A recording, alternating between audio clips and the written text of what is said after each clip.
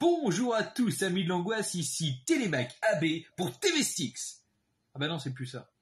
Pour les oubliés du cinéma d'horreur, pour vous faire part d'une interview. Oui, aujourd'hui c'est une interview, celle de quelqu'un de grand, d'exceptionnel, de fantastique que l'on adore et qui, de loin ou de près, a travaillé dans l'horreur. J'ai nommé... Un sportif extraordinaire. Bon, t'en as oublié quelques-uns, mais je comprends que c'est de moi que tu parlais. Alors, on commence par quoi pour cette interview? Non, Négol, j'étais plutôt dans quelqu'un de plus prestigieux quand même, et surtout quelqu'un de plus passionné, plus lié, plus tout ce que toi en fait. Vraiment plus. Enfin bon. Enfin voilà quoi. Aujourd'hui, c'est l'interview. I choose. Crevez tous. Go!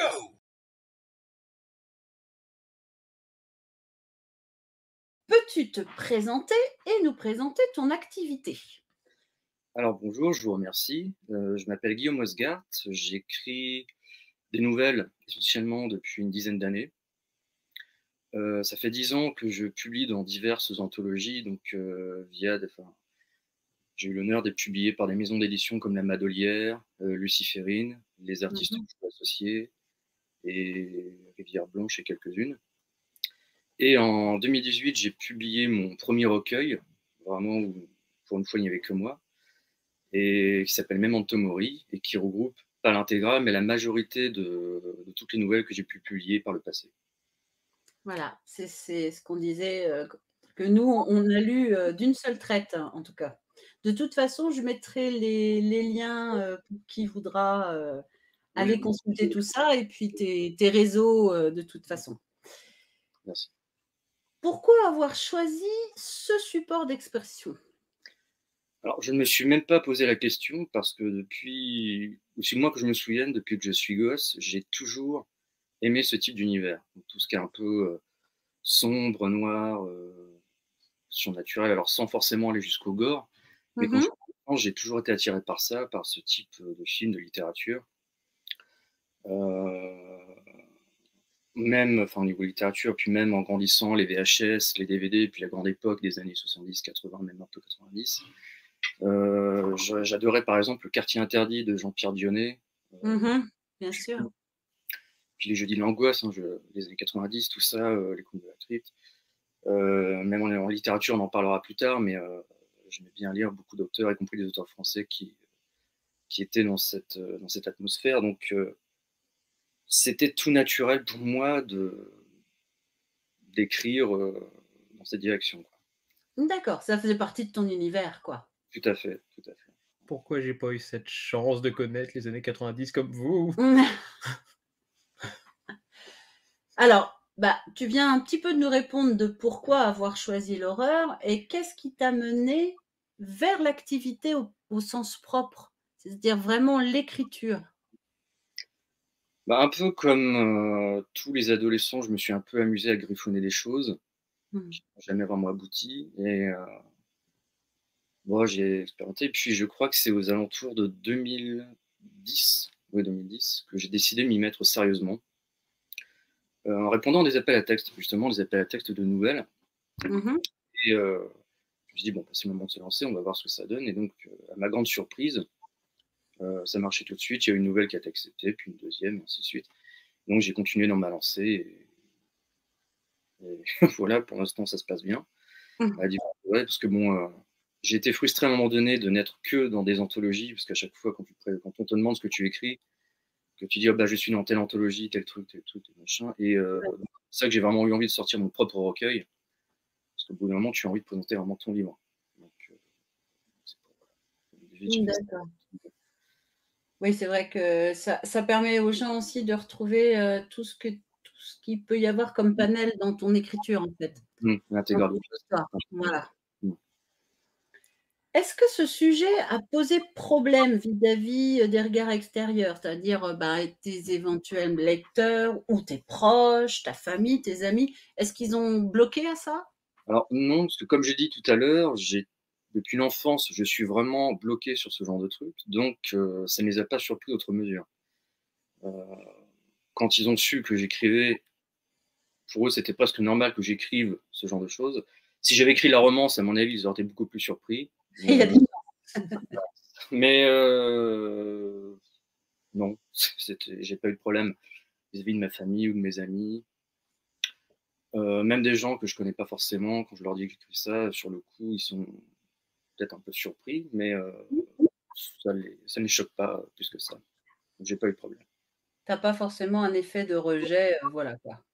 Non, non, bah, c'est peut-être aussi parce que les gens me connaissent avant. Donc, si Hmm. les gens me lisaient avant de me rencontrer, je sais pas, peut-être qu'ils s'attendraient à tomber sur un mec en camisole avec de l'écume aux lèvres ou quelque chose comme ça, mais bon, ils tombent juste sur un mec normal, donc ça va. C'était un peu le but aussi du documentaire au départ, c'était de prouver que, ben, que les amoureux de ce genre d'histoire ou de ce genre tout simplement d'univers ne sont pas de dangereux psychopathes en liberté. Voilà. Et que souvent même ce sont des gens un peu pantouflards pour certains. Je ne vise personne. Mais bon, voilà, On peut cacher bien notre jeu aussi. c'est clair. Est-ce que tu penses que cette activité peut être ambassadrice de l'horreur auprès d'un public néophyte? Alors, je ne suis pas forcément le mieux placé pour répondre à cette question parce que je fais partie de ces auteurs très égoïstes qui n'écrivent que ce qu'ils veulent lire eux-mêmes. Mmh. Je n'ai jamais essayé de cibler un type de lectorat ou un autre. D'accord. Ça ne m'intéresse pas, donc j'écris vraiment ce qui m'intéresse. Je me dis pas, tiens, j'ai essayé de plaire aux métalleux, aux goths, Ouais, ouais, ouais. vraiment des choses comme ça. J'écris vraiment ce qui me passe par la tête. Si ça plaît, tant mieux, sinon, bah, tant pis. Mais donc, ambassadeur du genre, je sais pas, j'ai pas assez de prétention, mais si demain quelqu'un venait me voir pour me dire, bah tiens, j'ai lu ton livre et ça m'a donné envie de lire tel auteur ou tel type d'œuvre, ça me fera plaisir, bien sûr. C'est Bien sûr. bien d'entendre ça.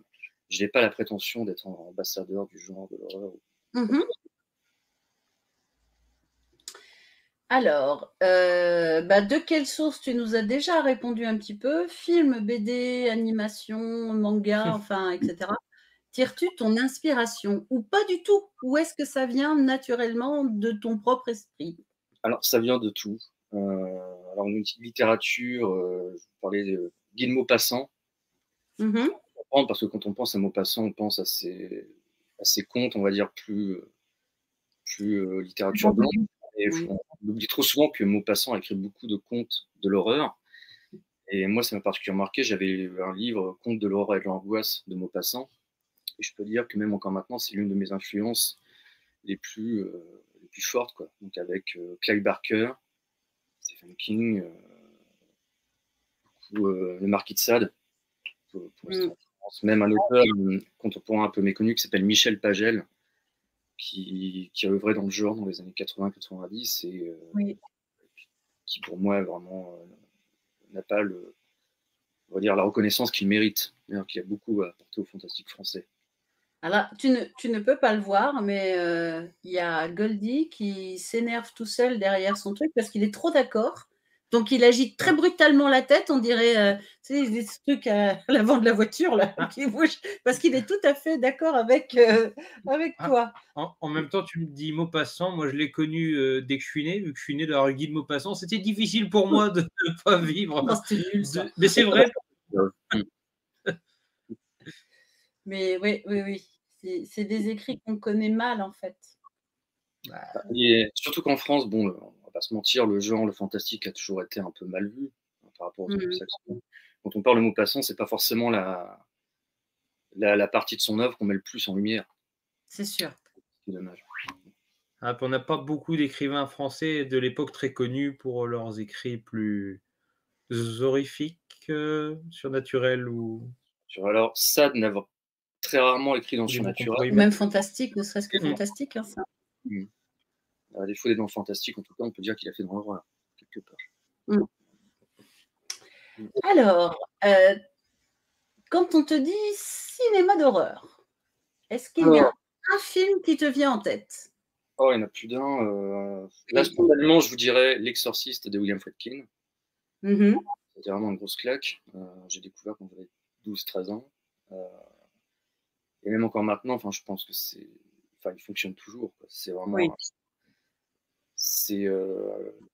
c'est un drame fantastique parce que il y a vraiment une psychologie des personnages. La psychologie de Damien Carras, par exemple, est très bien. C'est l'écriture des personnages qui Ouais, fait tout. les meilleurs films d'horreur sont des drames avec de l'horreur. Tout à fait. Tout à fait. Et L'Exorciste, bien sûr, mais dans un tout autre style, là, je passe du coq à l'âne, The Human Centipede.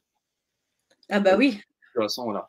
Là, on est dans d'autres choses, mais récemment, ça fait 10 ans, mais ces dernières années, vraiment, ça fait partie de ce que j'ai trouvé le plus waouh.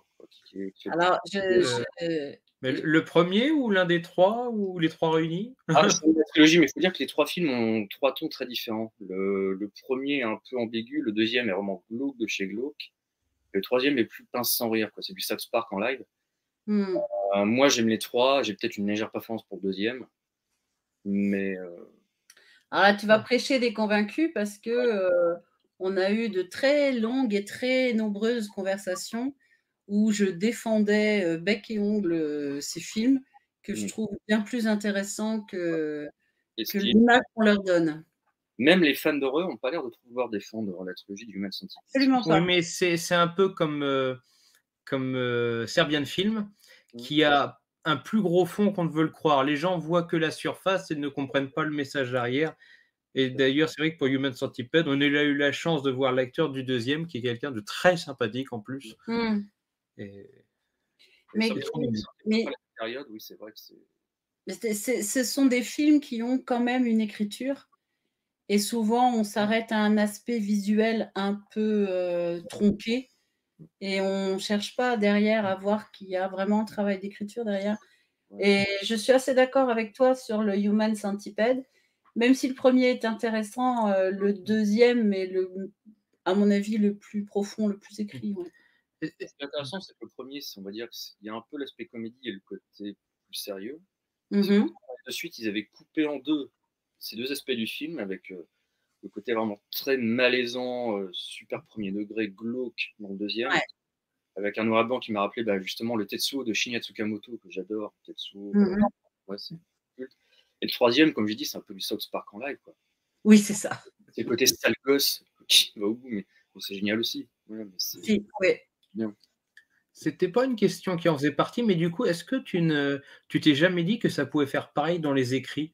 Que quelqu'un qui, par exemple, pour avoir une écriture comme toi, qui pourrait être très visuelle, les gens pourraient avoir du mal justement à percevoir le fond, en étant peut-être bloqués sur la forme. Alors, je t'explique un peu, c'est parce qu'on a eu un débat sur le fait qu'effectivement, c'est toujours une histoire de fond et de forme.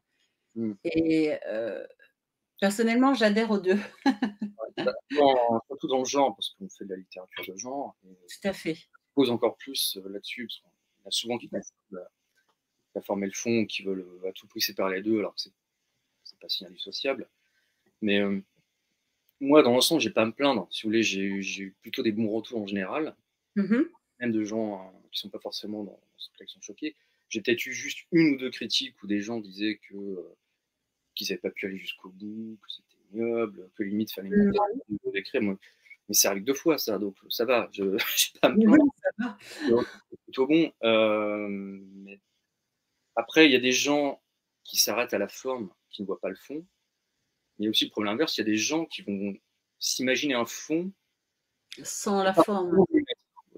J'ai déjà eu certaines critiques comme ça où, je ne vais pas dire quoi, mais il y a des gens qui étaient un peu partis en vrille. Ils avaient vu dans ma nouvelle un truc que je n'ai pas du tout mis. Ce qu'ils voulaient que j'y fasse, moi, une fois que c'est sorti, les gens, on ne retrouve plus ça une fois que c'est sorti. Les gens le lisent. Chacun se l'approprie, effectivement, ouais. Pas forcément dans le sens que... Il y a des gens qui refusent un fond qui existe. Il y en a d'autres qui vont voir un fond qui n'existe pas. Et voilà, c'est inévitable. Ça, des fois, c'est frustrant d'ailleurs. C'est les gens, vous voyez, je comprends ce qu'a voulu dire la personne. Non, du tout, en fait. Moi, je pense que, comme pour un film, il ne faut pas défaire le fond et la forme qui, en général, se perdent l'un l'autre. Ouais. Et pour revenir sur le fond et la forme, j'ai oublié de citer une de mes inspirations qui peut être le fait divers. Et il y a une de mes nouvelles qui s'appelle Beautiful People, Au moment où j'avais sorti la première fois, on m'avait dit ouais, mais c'est quand même un peu exagéré, parce que ça parle de harcèlement scolaire. Oui. C'est la conclusion, enfin ce qui arrive à la fille, c'est peut-être un peu exagéré. Or, quelques mois après la sortie de la nouvelle, il y a eu un fait divers comme ça qui est arrivé en Seine-Saint-Denis, où il y a clairement eu une étudiante victime de harcèlement scolaire qui a fait exactement ce que mon personnage fait dans la mienne. C'est-à-dire, c'est immolé, quoi. Ouais. Donc, parfois, les gens pensent qu'on exagère, mais vous voyez, on tombe juste. Ben, écoute, moi, je sais qu'en la lisant, ça m'a rappelé, peut-être pas ce fait divers, mais des faits divers, ou en tout cas des situations, parce que je suis assez, assez friande. Je ne sais pas si c'est le mot très, très adapté, mais je lis beaucoup aussi tout ce qui est fait divers, etc. Et je trouve qu'en fait, oui, tu retrouves beaucoup de choses qu'on a imaginées comme étant purement fantastiques ou fantaisistes. Et malheureusement, on arrive toujours à retrouver ça dans les faits divers d'aujourd'hui. C'est d'ailleurs ce que j'aime dans certaines choses, c'est quand l'horreur démarre d'une situation réelle. Bah, pour revenir à cette nouvelle, le fantastique est finalement très sage, hein, très peu présent. Très, ouais. C'est vraiment en filigrane. Oui. Ça revient à ce qu'on disait tout à l'heure, les bons films d'horreur sont des drames avec de l'horreur. C'est pareil aussi tout à fait. Pour n'importe quel autre format. Si tes écrits deviennent réels, je vais me méfier de certains de mes proches. Si les personnages que j'ai pu écrire revenaient, je suis mal barré, moi, parce qu'ils vont certainement se venger de leur créateur. Donc, ou te demander d'écrire des suites. Peut-être. Excuse-moi, j'ai perdu le fil.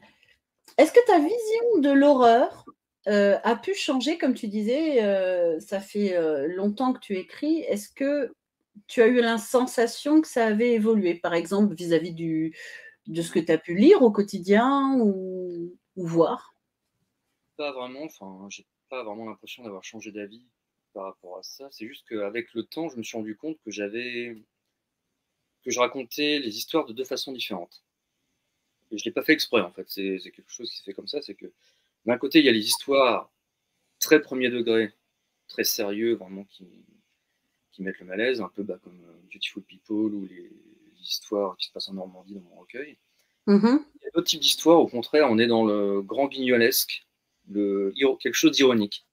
Un peu comme la nouvelle que j'ai publiée en numérique il n'y a pas très longtemps, Psychopompe. Oui. Où là, on est vraiment dans quelque chose de très grand guignol, pince sans rire.